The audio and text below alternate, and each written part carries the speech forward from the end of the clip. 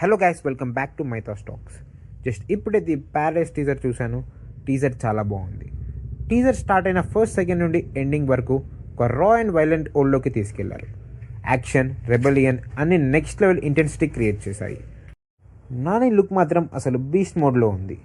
Long hair, rugged appearance, aggressive body language, natural star నానిని ఇలా ఎప్పుడూ చూడలేదు.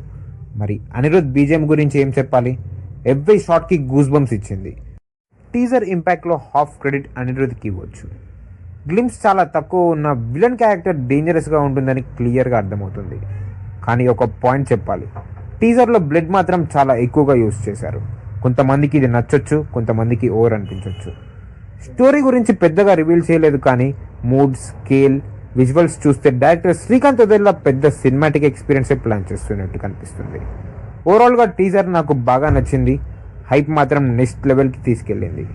నాని కెరియర్లో బిగ్గెస్ట్ హిట్ అవుతుందా లేదా హైప్ వరకే ఉంటుందా? మీ ఒపీనియన్ కామెంట్స్లో చెప్పండి. And follow Mythos Talks for more movie updates.